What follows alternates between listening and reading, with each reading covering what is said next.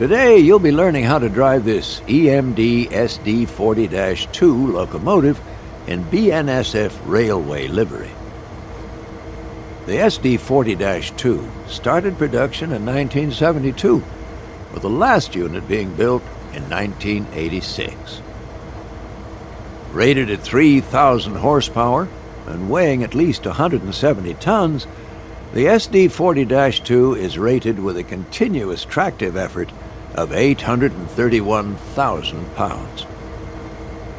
Over 4,000 SD40-2 locomotives were produced by EMD in various configurations, and many are still in use today, 50 years after they were first introduced.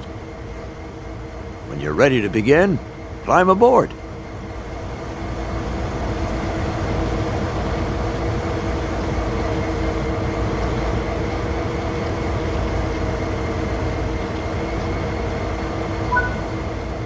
Sit in the engineer's seat.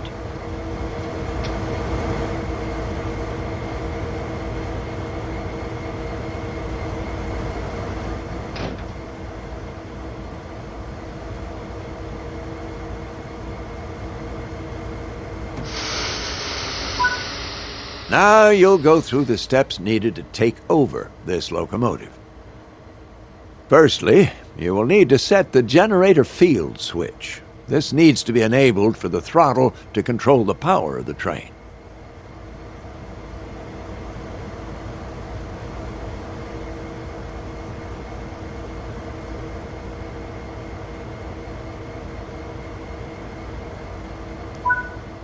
This locomotive requires the reverser handle to be inserted before operation.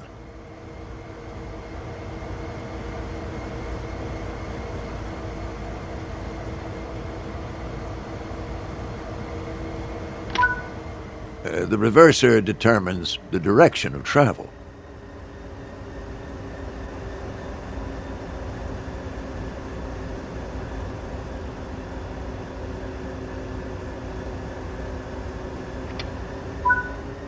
Switch the front headlights on. Regardless of the time of day or weather, all locomotives must have their headlights on.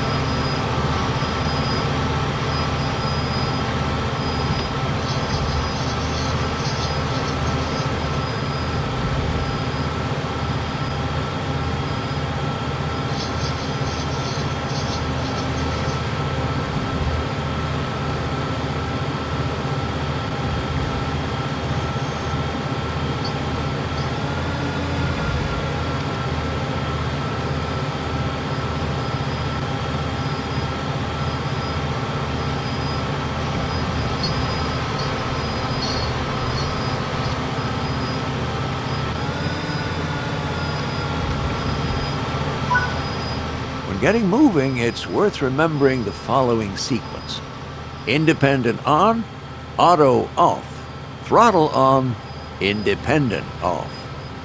Let's go through that slowly and understand why.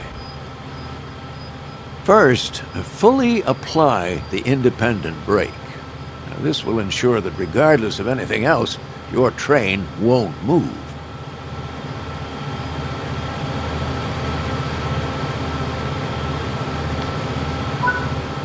Next, fully release the automatic brake. This will release the brakes on the rest of the train, but you won't go anywhere because those independent brakes are holding you.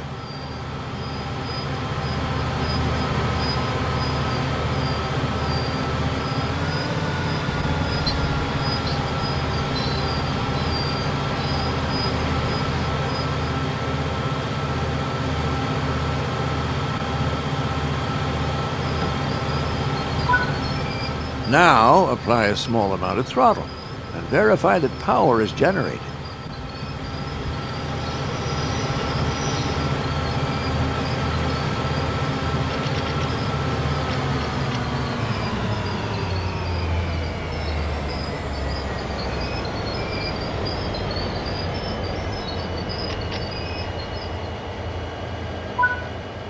Finally, release the independent brake and you'll start moving.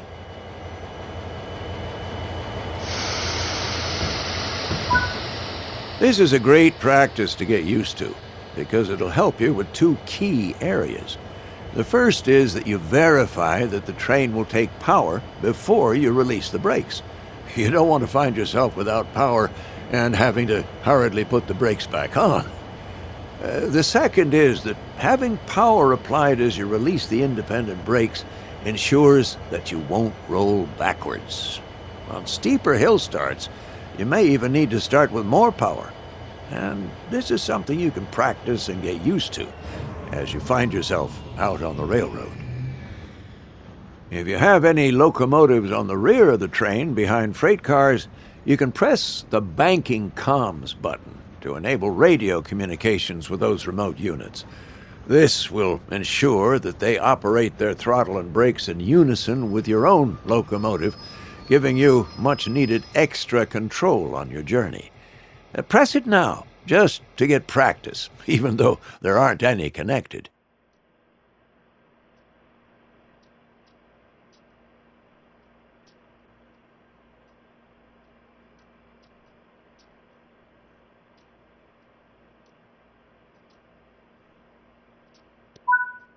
Coasting is a method used to efficiently maintain speed and reduce motor stress and maintenance requirements.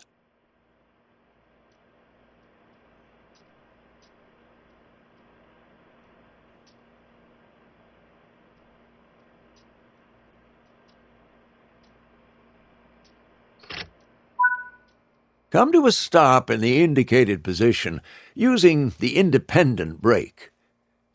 Independent brakes apply only to the locomotives in the formation and are much faster to apply and release than the automatic brake, which operates on the entire train. Change direction with a reverser.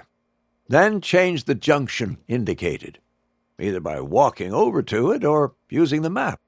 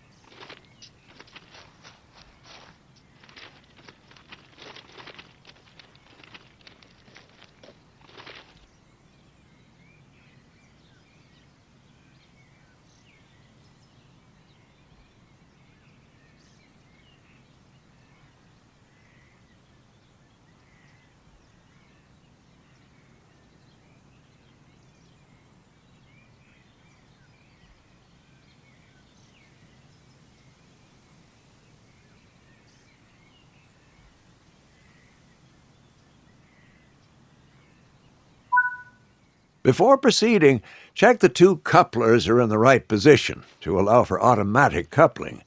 Look at the rear coupler on your train and ensure it's open. Operate the cut bar if it is closed to release it.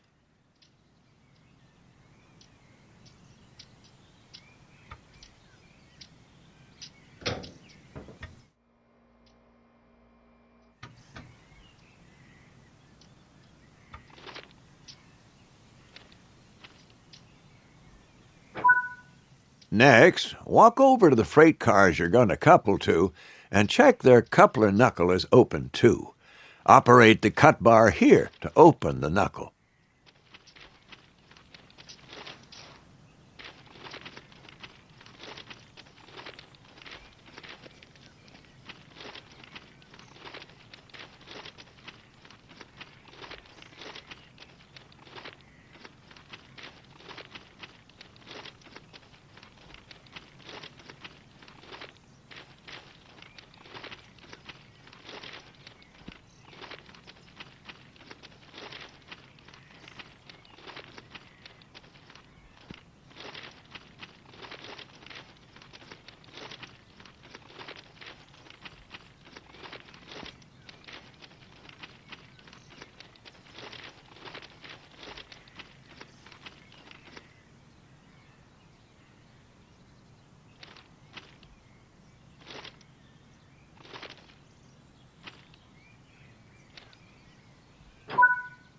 Before coupling cars, always check the knuckles are open, or you'll just bounce right off.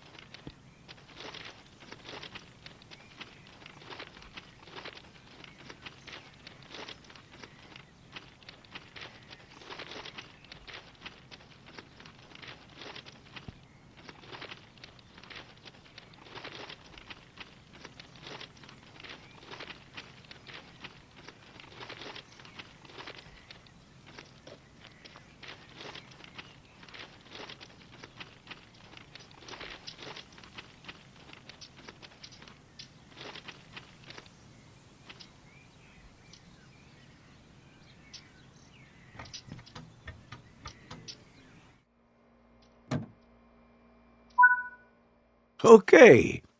The junction is correctly aligned and the cars are ready to couple.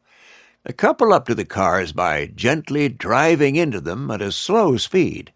Most freight uses automatic knuckle couplers, so they will automatically couple once they connect.